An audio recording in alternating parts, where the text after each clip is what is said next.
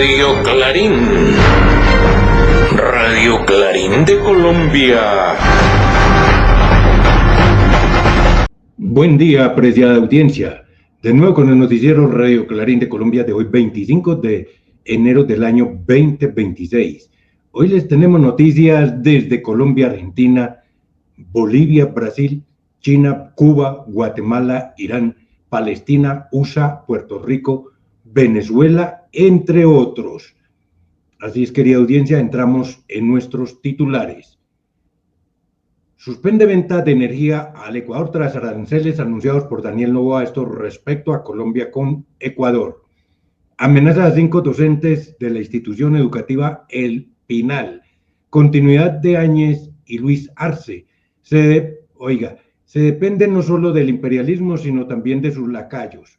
Unir esfuerzos entre países amazónicos, impedir que entren a Colombia insumos del fentanilo, rechazo a campaña actos del Centro Democrático, óigalo como les fue, ahorita lo van a ver. Mancuso condenado a 40 años, investigar denuncias de académico colombiano por agresión, llora la salud en Medellín, estamos ingresando en una fase muy peligrosa. Inflación la más alta en Argentina, oigan pues, los atornillados también en Guatemala, garantizar proceso electoral en Cundinamarca, torturas y hambre extrema contra prisioneros palestinos, balas israelíes halladas en cuerpos de niños muertos, medios de comunicación, gestión innovadora, laboratorio para armas desconocidas usadas por Estados Unidos, esto ocurrió allí en Venezuela, Brasil y China, Senegal campeón Copa África e Independiente Santa Fe y muchas cosas más que sigo leyendo los titulares, se me va el día. Entramos pues así de lleno. Amenazas a 5 docentes de la institución educativa El Pinal de la Comuna 8, Villahermosa. Esto ocurrió en la ciudad de Medellín. Y así nos lo hace saber nuestro corresponsal, Saúl Ignacio Peláez Arango. Adelante, Saúl. Día, amable audiencia. Y como si no fueran suficientes los problemas que hay a nivel del magisterio colombiano y particularmente en la ciudad de Medellín como distrito, hay que consignar en este nuevo informe que realizamos los problemas que se están presentando actualmente en la institución educativa El Pinal, que corresponde a la Comuna 8 Villahermosa y que de todas maneras es preocupante y muy grave. A falta de un docente, hay 5 docentes amenazados. Amenazas que comenzaron a darse desde temprano, madrugando al calendario escolar nuevo del 2026. Y no solamente son 2 profesores de materias que están involucrados en esa amenaza, sino que también incluyen amenaza a su señor rector, a su coordinador de convivencia y al psicólogo del entorno protector. Es lamentable que dentro del espacio de los plantones que se vivieron tanto el miércoles como el jueves en el FOMAT de Laureles y en la Secretaría de Educación del Distrito de Medellín en el edificio Carré, se haya expuesto bastante este tema de los maestros amenazados de la institución educativa El Pinal, porque es muy grave empezar un año escolar con estas personas en peligro de muerte, todo por llevar una mejor educación a la comunidad de la Comuna 8 de este distrito, de esta ciudad. Y lamentablemente tienen que ir a cumplir jornada estos 5 profesores y el resto de sus compañeros en otros lugares distintos a esa institución educativa, porque la Secretaría de Educación del Distrito y la Alcaldía no han sido capaces de apersonarse de este tema tan grave y tan espinoso, no solo para la educación de la ciudad de Medellín, sino para todo el país. Para Radio Clarín de Colombia, desde la ciudad de Medellín, Saúl Ignacio Peláez Arango. Y eso ocurre cuando a esos funcionarios no les ha ocurrido en carne propia los horrores de la violencia, mi apreciado Saúl y querida audiencia. Por eso no hacen nada, no van a hacer. Pero si a ellos les toca, ojalá nunca les toque vivir esa situación que están pasando los docentes y los estudiantes, entonces irán a reaccionar, pero ojalá no sea demasiado tarde, señores funcionarios. Ojo pelado, ojo pelado. Bueno, de Colombia nos vamos ahora para otro lugarcito del planetoide. Dentro del mismo continente nos vamos para Bolivia, donde el continuismo, pero esta vez sí, ojalá que no llegara la continuidad de gobiernos anteriores, como la continuidad de Arce, Tata Cora y de la Áñez. Así nos lo hace saber nuestro corresponsal, Edgar Freddy Vázquez Palenque. Adelante, Edgar. Buen día, estimada audiencia. El gobierno de Rodrigo Paz es una simple y burda continuación de los gobiernos de Jeanine Áñez y de Luis Arce Catacora, cuyos recientes ejemplos son tipificados por Bolsonaro en Brasil, Macri y Milei en Argentina, Boric en Chile, Boluarte en Perú, Noboa en Ecuador, como gobiernos antinacionales entreguistas funcionales a gobiernos de Estados Unidos Occidental que terroríficamente lo tipifica Donald Trump. Mientras los pueblos trabajadores se acomodan como pueden en la adversa situación boliviana, la Asamblea de Diputados y Senadores discute un proyecto de ley que convertirá propiedades comunales de tierra agraria en propiedades privadas que los empresarios agronegociantes aspiran comprar. Así se elimina cualquier protección de tierras, sea local, regional, nacional o internacional. En tanto, el gobierno restringe las fuentes de información, impone el silencio para que la población no se entere de lo que está haciendo. Telesur, Rusia Televisión fueron cerradas y los canales bolivianos son solo propagandistas del gobierno, así como los periódicos y otros medios utilizados oficialmente por las instituciones estatales. Estos días abunda la información acerca de las elecciones subnacionales de gobiernos departamentales y alcaldes municipales a realizarse el próximo 22 de marzo, popularizando otra vez a vivillos y delincuentes ya muy conocidos y algunos nuevos con apariencia honesta. Por supuesto que los candidatos oficiales son los expertos en corrupción. En un país anclado en el capitalismo y gente que afanosamente corre en pos de dinero, la corrupción es normal, porque así funciona el sistema. De lo contrario, desaparece. Desde Bolivia, para Radio Clarín de Colombia, les habló Edgar Freddy Vázquez Palenque. Puede ser que mi pueblo allá en la hermana República de Bolivia recapacite y este 22 de marzo sepa por quién vota. Vote consciente, maestro, vote a conciencia, no vote con B, no vote con B, su voto con V este 22 de marzo. Gracias, Edgar Freddy. Nos vamos ahora de Bolivia para Puerto Rico. Oiga, triste en esta colonia, porque una cosa es que el imperialismo norteamericano, especialista en invadir, usurpar funciones que no le corresponden y respetar, violar la soberanía nacional y de los pueblos, haga lo que está haciendo. Pero otra cosa muy dura es cuando los propios vasallos raizales de la isla de Puerto Rico, de allá, sean los serviles del imperialismo, sometiendo o tratando de someter a su propio pueblo. Esto sí es muy triste. Así nos lo hace saber nuestra corresponsal, Berta Lluversesi. Adelante, Berta. Audiencia. En una colonia no solo estamos a merced del poder económico del país invasor, en nuestro caso, los Estados Unidos de América, sino que la justicia con mayúscula depende en última instancia de los intereses imperiales.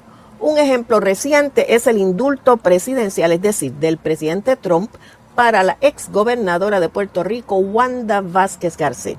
Es un caso que pica y se extiende. Veamos brevemente.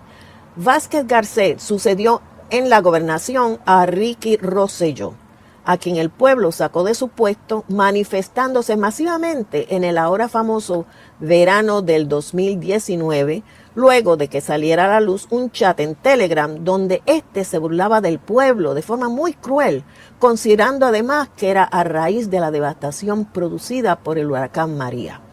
Irónicamente, Vázquez era la secretaria de Justicia en ese entonces. Mientras era gobernadora, ella aceptó cientos de miles de dólares del presidente de un banco para su campaña de reelección del 2020, a cambio de favores para ese banquero. Ella fue reelecta y le cumplió al banquero lo prometido en el soborno. Sin ahondar en los complicados pormenores, sí es importante mencionar los nombres de dos actores principales quienes fueron acusados por la oficina del fiscal de Estados Unidos en Puerto Rico junto a Vázquez Garcet. Uno, el presidente de Bancrédito, Julio Herrera Velutini, un venezolano terrateniente que había abierto ese banco en Puerto Rico y quería más libertad de acción sin fiscalización de las agencias boricuas. El otro es un agente del negociado federal de investigación, el famoso FBI, Mark Rossini, quien actuó de intermediario entre la gobernadora y Velutini. Los tres habrían tenido que cumplir pena de cárcel por esos delitos. Pero gracias a que la hija de Herrera Velutini había donado 2.5 millones a la organización de Trump, MAGA Incorporado, a finales del 2024, Trump le acaba de otorgar un perdón presidencial absoluto a los tres. Mientras tanto, el pueblo boricua tendrá que seguir convocando al pueblo para lograr verdadera justicia, cosa que solo la independencia y la soberanía lograrán. Desde Puerto Rico para Radio Clarín de Colombia, les habló Berta Yuberchechi. O sea, el malandrín de don Trompudo, corrupto, invasor y otras cosas que ustedes ya saben, porque por ahí lo mostraron en otras épocas con una y otras jovencitas, ¿no? Bueno, entonces ahí sí, un perdón presidencial, pero porque era para delincuentes. ¿Por qué? Porque como lo dice nuestra corresponsal Berta, claro, una persona de esas de rodilleras muy grandes le regaló más de 4.000 milloncitos de dolaretes al Trompudo, y ahorita pues se le congracia liberándole, amnistiando a los delincuentes. Gracias Berta Lluver. Nos regresamos ahora para Colombia desde Puerto Rico. Suspende de venta de energía eléctrica Colombia a Ecuador. Esto por las envalentonadas allá del señorcito Noboa, presidente del Ecuador, que se le dio por ser el Trompudo 2. El presidente del Ecuador nos ha tratado mal. Unir esfuerzos entre países amazónicos para enfrentar el crimen organizado. Impedir que entren a Colombia insumos del fentanilo procedentes del Ecuador. Oiga pues, y así dice este tarado del Noboa, que entonces aranceles a Colombia porque no le ayuda a cuidar, porque no le ayuda a proteger sus fronteras allá. No, señor, hágalo usted en Ecuador, que nosotros en Colombia. Oiga, entonces aquí va el otro tate quieto, porque Colombia de una también, aparte que le suspendió la venta de energía eléctrica de Colombia al Ecuador, pues también le colocó unos aranceles, y vamos a ver hasta dónde aguantamos, papá. Pelea es peleando, sí señor. Oiga pues, rechazo ciudadano a campaña en actos del Centro Democrático. Esto fue en Duitama y en Tunja, Boyacá. Mancuso condenado a 40 años. Investigar denuncias de académico colombiano por agresión, muy al estilo de su noticiero Radio Clarín de Colombia. Ahí les va. Cambio Colombia. Gobierno de Gustavo Petro suspende venta de energía a Ecuador tras aranceles anunciados por Daniel Noboa. Así funcionaría la medida. El Ministerio de Minas y Energía ordenó suspender las transacciones de electricidad con el vecino país como medida preventiva para proteger el abastecimiento interno. Además, el Gobierno Nacional también anunció la imposición de aranceles del 30% a un grupo de productos provenientes de Ecuador. Presidente Gustavo Petro, ¿cómo menciona al gobierno? Debo responderle en mi derecho como jefe de gobierno. El presidente del Ecuador nos ha tratado mal porque dice que el narco se va a su país, y es cierto. El narcotráfico ya no quiere estar en Colombia porque sabe que aumentamos cada vez más la presión sobre él. Si el narco estuviera contento en Colombia no se iría en masa a Ecuador. RTBC. Leticia. Presidente Petro insiste en unir esfuerzos entre países amazónicos para enfrentar el crimen organizado. En Leticia, durante la entrada en operación de un radar 3D, que moderniza el sistema de vigilancia aérea en zona fronteriza, el presidente Gustavo Petro afirmó que la seguridad humana no se mide por muertos. Dijo que cuando aumenta el número de muertes crece la inseguridad, y contrastó esa idea con una visión que ha profundizado la guerra sin resolver causas estructurales. Presidencia Colombia. Presidente Petro ordena a la fuerza pública impedir que entren a Colombia insumos del fentanilo procedentes de Ecuador. Necesitamos control absoluto en la frontera con Ecuador por tierra, por mar, para impedir que entren insumos del fentanilo a Colombia. Esta fue la orden que el presidente Gustavo Petro impartió a la fuerza pública durante la inauguración de la estación de radar 3D en el Aeropuerto Internacional Alfredo Vázquez Cobo. Agencia de medios. Rechazo ciudadano acompaña actos del Centro Democrático en Duitama y Tunja. La campaña política rumbo a las elecciones de 2026 comenzó a mostrar signos de tensión durante una reciente gira de los integrantes del Centro Democrático por el departamento de Boyacá, donde sus principales figuras fueron recibidas con abucheos y expresiones de rechazo por parte de muchos ciudadanos. Hechos similares se presentaron en Tunja, donde la senadora Paloma Valencia también enfrentó manifestaciones de descontento ciudadano cuando promovía las listas del partido para los comicios legislativos y presidenciales de 2026. Partido Comunista Colombiano. Salvatore Mancuso recibe condena de 40 años por crímenes contra el pueblo guayú. Tribunal colombiano impuso el lunes una condena de 40 años de prisión al exjefe paramilitar Salvatore Mancuso por su responsabilidad en 117 hechos delictivos cometidos contra pueblos indígenas del departamento de La Guajira entre 2002 y 2006. Exigen investigar denuncia de académico colombiano por presunta agresión. Organizaciones civiles de derechos humanos y comunidad colombiana en México exigieron que se investiguen las denuncias de Leonardo Escobar Barrios, académico de la Universidad Iberoamericana Puebla, quien estuvo desaparecido 2 semanas y señaló a elementos de la Guardia Nacional de haberlo golpeado a su llegada a Nuevo León, lo cual fue negado por la institución. Fin de las noticias. Gracias. Ahí tenía, querida audiencia, este ligero resumen de Colombia. Seguimos en Colombia. Llora la salud. Esta vez llora la salud en Medallo. Sí, Medellín, Colombia, al estilo de nuestro corresponsal Saúl Ignacio Peláez. Adelante, Saúl. Buen día, amable audiencia. Y claro, la salud en Colombia anda de muy malos pasos y con un muy mal rato. No porque el gobierno nacional no esté haciendo los haberes y las tareas que le corresponden, sino que de una forma absurda las EPS hacen y deshacen no solamente con la plata que manda cumplidamente el gobierno, sino también con sus pacientes, quienes son los que deben de recibir la mayor calidad y el servicio en buenas condiciones. Esta fue una semana donde hubo plantones por parte de los maestros convocados por la Asociación Sindical de Educadores del municipio de Medellín, denunciando, entre otras cosas, la mala calidad del servicio y la atención en la sede médica del FOMAC, en la 33 con la 74B320. Un servicio sin las mayores dignidades, sin la mayor calidad posible para los maestros, con filas interminables desde tempranas horas de la mañana y que nunca se saldan a tiempo. Lo mismo también en la Secretaría de Educación del Distrito de Medellín, haciendo entender esta anomalía y muchas otras desde el plano educativo. Y como de postre, en el edificio Palencia, la Supersalud hace una convocatoria para todos aquellos pacientes adultos mayores, discapacitados y otros, para que actualicen sus citas, para que les revisen ciertas condiciones de citas aplazadas, y sin embargo se formó un despelote impresionante desde tempranas horas de la mañana y hasta la 1 de la tarde aproximadamente, donde había condiciones de atención muy displicentes y supremamente paquidérmicas.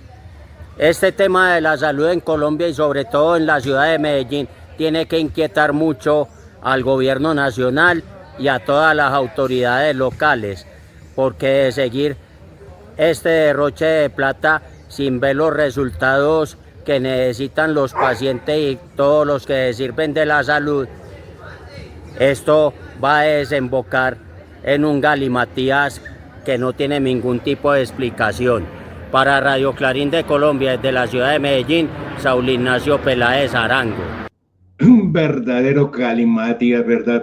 Gracias, Saúl. Nos vamos de Colombia ahora para Suecia. Mire lo que pasa, después de que entonces un país tan pacífico y todas estas cuestiones, ahora con aquello del ingreso a la OTAN, mire por las que pasa, están ingresando en una fase demasiado peligrosa.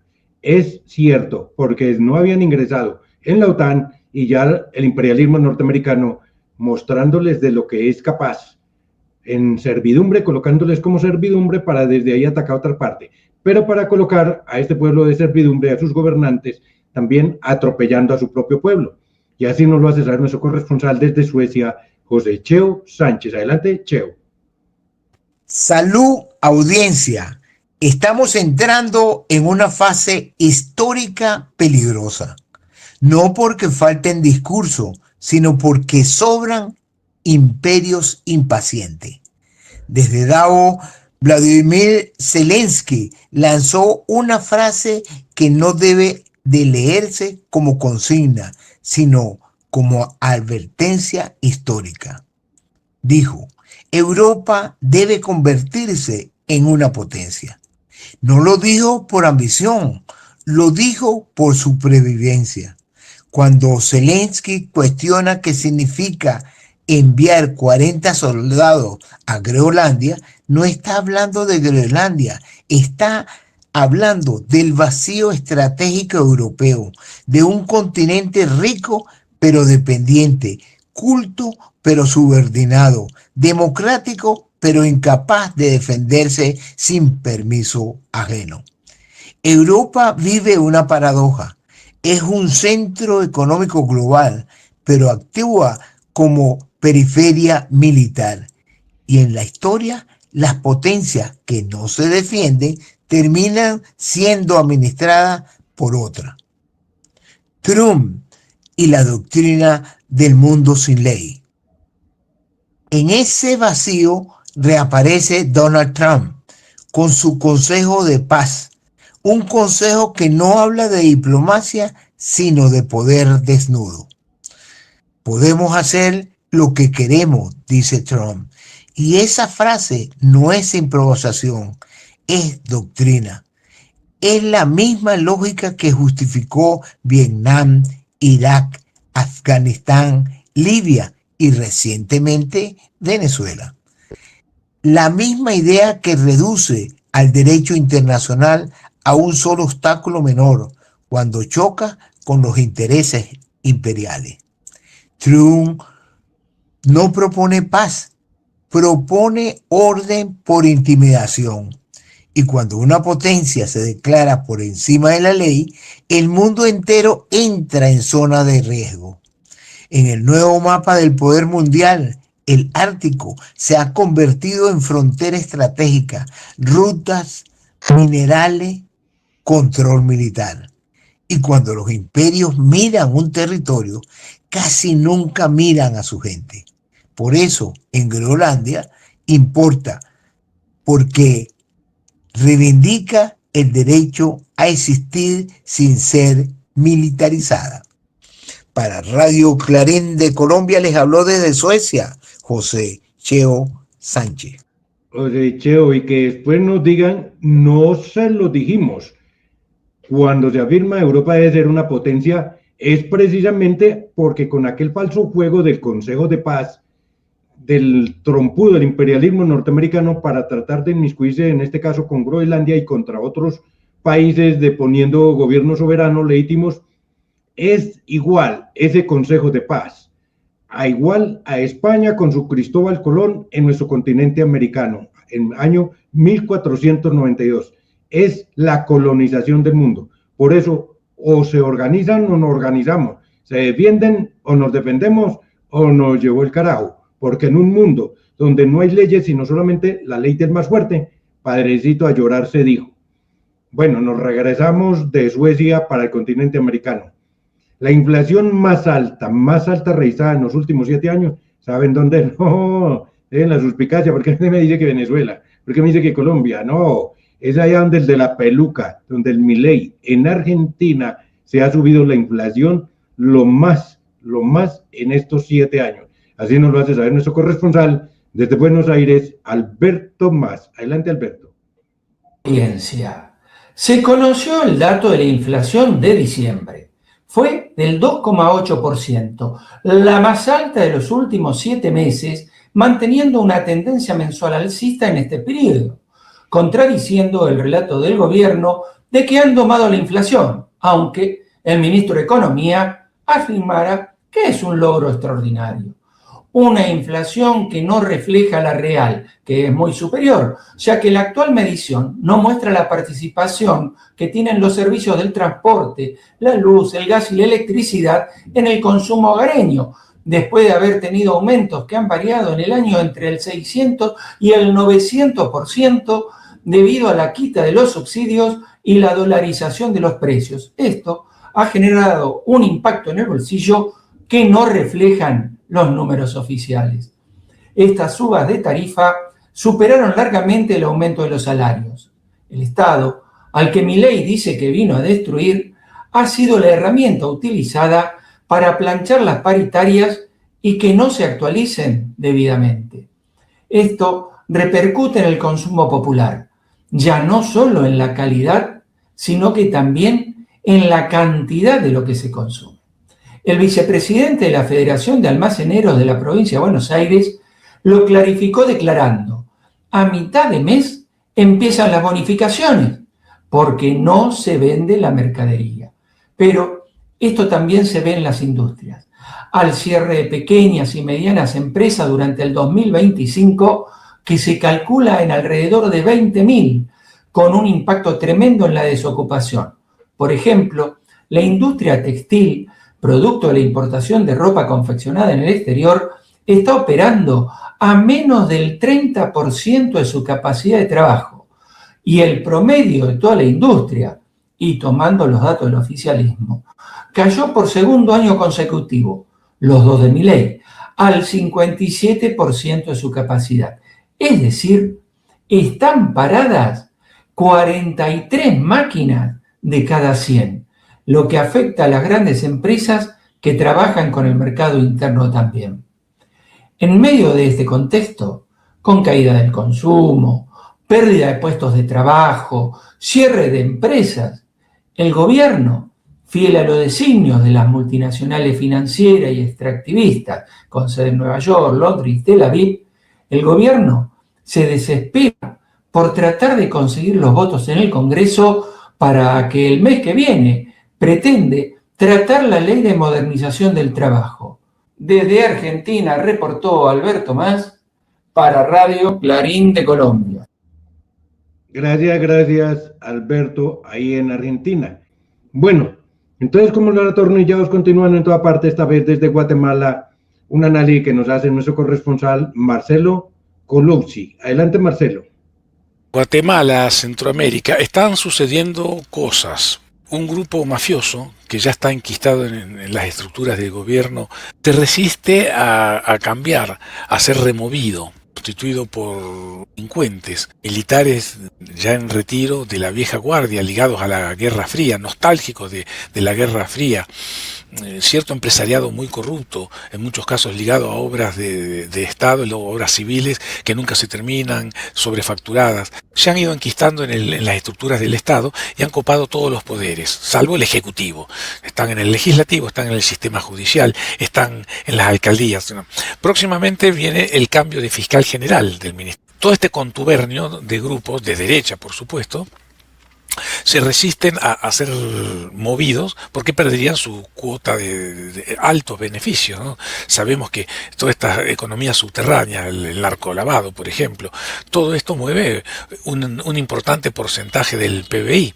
Se calcula que en Guatemala hasta un 10% del Producto Bruto Nacional tiene que ver con estos negocios calientes, ilícitos. Es por eso que este pacto se resiste a cambiar. Recientemente, la semana pasada comenzó el sábado de la semana pasada, se amotinaron presos en varios penales simultáneamente, jóvenes pertenecientes a las pandillas, acá conocidas como maras, y supuestamente haciendo un pedido para mejorar condiciones de vida en los penales. Pero en realidad se trata de una movida política para bombardear una vez más al gobierno democráticamente elegido de Bernardo Arévalo, que ya cumplió 2 años en el poder, ¿no?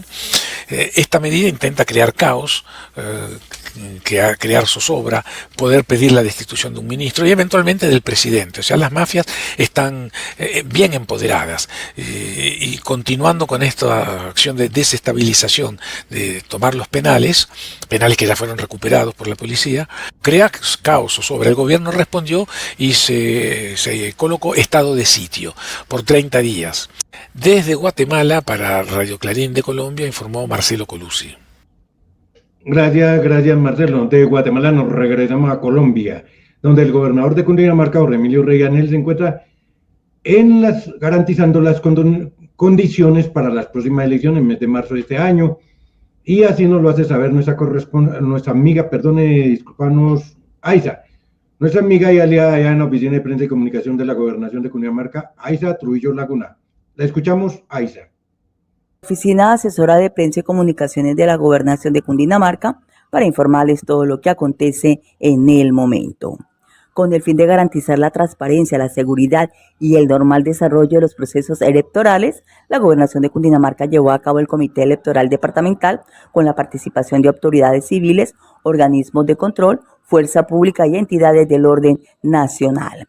Durante la jornada se socializaron las fechas clave del calendario electoral, así como el sorteo definitivo de jurados de votación, que se realizó el 22 de enero para los municipios zonificados y el 23 de enero para los no zonificados, en ambos casos a las 2 de la tarde. También se presentó el balance del cierre de inscripción de candidatos, con 57 listas inscritas y un total de 1.254 aspirantes. En materia logística, se dio a conocer que el departamento contará con 684 puestos de votación habilitados, 437 en zonas urbanas y cabeceras municipales y 232 en corregimientos, inspecciones de policía y áreas rurales, además de 11 puestos en centros carcelarios y 4 correspondientes al censo electoral. Asimismo, se presentó el balance de inscripción de cédulas, que alcanzó 124.797 ciudadanos, con mayor concentración en municipios como Soacha, Chía y Fusagasugá. Durante el comité también se socializaron los tarjetones electorales que se utilizarán en la jornada del 8 de marzo, así como los dispositivos de seguridad que acompañarán el proceso en todo el territorio departamental. Les informó Aiza Trujillo Laguna. Es que así es, para marzo van a haber bastantes corriendo a las urnas, sí señores. En el caso nuestro, la recomendación es a que en marzo vote 3 veces, vota 3 veces. Uno para Cámara, Pacto Histórico, otro para el Senado por el Pacto Histórico, otro para Presidencia del Pacto Histórico, Iván Cepeda Castro, presidente. Por eso es 3 veces Pacto Histórico en marzo. En marzo, Pacto Histórico Iván Cepeda, presidente, Pacto Histórico Cámara de Representantes, Pacto Histórico Senado de la República.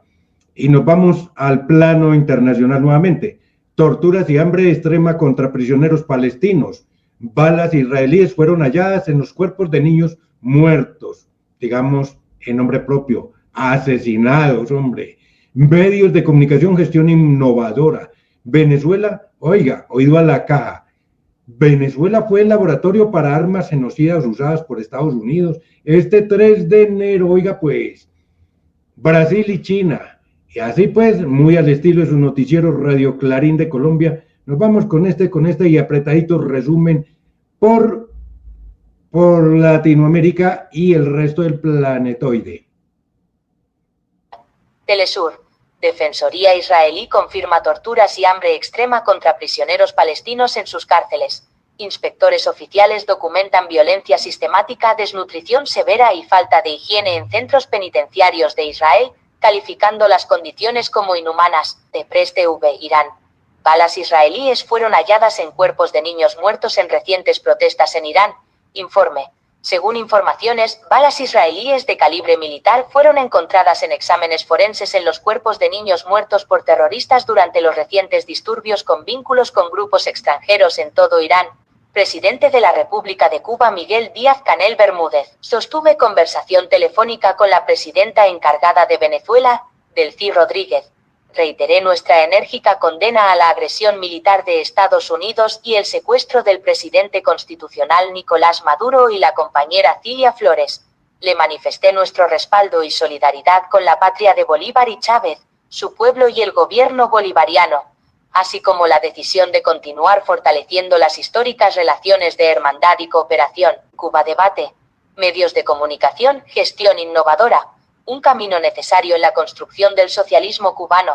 Nos encontramos en momentos de definiciones profundas y en nuestra sociedad se impulsa un cambio estructural para proyectar el proyecto socialista, ratificando los objetivos de prosperidad, eficiencia y sostenibilidad. En este propósito, los medios de comunicación asumen la transformación en lo editorial, lo tecnológico y especialmente en lo económico. Telesur. Venezuela agradece a Unión Africana amistad y la condena a secuestro del presidente Maduro. La Unión Africana transmitió un mensaje de solidaridad hacia la presidenta encargada Delcy Rodríguez y la lucha del pueblo venezolano por la liberación del presidente Maduro y Cilia Flores. Hispan TV. Venezuela denuncia ser laboratorio para armas desconocidas de Estados Unidos. Venezuela ha hecho público que Estados Unidos usó la inteligencia artificial y nuevos sistemas de armas en su agresión militar para secuestrar al presidente Maduro. Fin de las noticias. Gracias. Bueno, ese fue el ligero apretado resumen de Latinoamérica. De Latinoamérica nos vamos a regresar por Colombia. Oiga, pues, porque esta vez Senegal campeón Copa África e Independiente Santa Fe campeón de la Superliga de Colombia. Así muy al estilo de nuestro corresponsal en Medellín, Saúl Ignacio Peláez Arango. Amable audiencia, como habíamos prometido la semana pasada, íbamos a hablar también de los resultados tanto del partido del tercero y cuarto puesto como del partido final de la Copa Africana de Naciones de Fútbol. Egipto perdió con Nigeria 1-0 y por lo tanto la selección de Nigeria quedó tercera de esta versión de la Copa Africana de Fútbol de Naciones. Y el partido final que se jugó el día domingo pasado, un partido con mucha polémica, sobre todo en los minutos finales del mismo, a causa de que la terna arbitral con la ayuda del VAR pitó una pena máxima a favor de Marruecos, cosa que indignó tanto no solamente a todo el equipo de Senegal, sino también a su banca y a su cuerpo técnico. Incluso en el momento que tuvieron que retirarse del terreno de juego al camerino, hasta que Sadio Mané les dijo: volvamos a jugar, volvamos al partido para que no nos terminen sancionando. Se cobra esa pena máxima que finalmente desperdician los marroquíes, y a los 2 minutos subsiguientes aparece el gol del rey senegalés Sadio Mané para darle definitivamente el título al cuadro senegalés en esta oportunidad, en esta última versión de la Copa de África, la madre de la humanidad. Y por otro lado, el Independiente Santa Fe dio buena cuenta del Junior de Barranquilla en el partido de vuelta de la final de la Superliga colombiana, y con goles de Hugo Rodallega,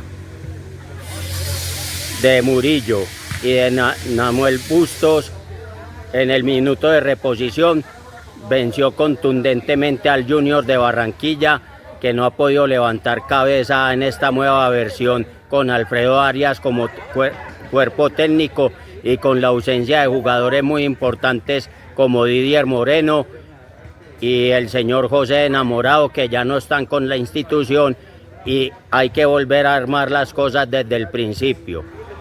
Suerte a todos en este comienzo de la Liga Colombiana de Primera División. Ya pasó la Superliga, ya dentro de poco los equipos colombianos comienzan a rodar en las copas internacionales y buen viento y buena mar.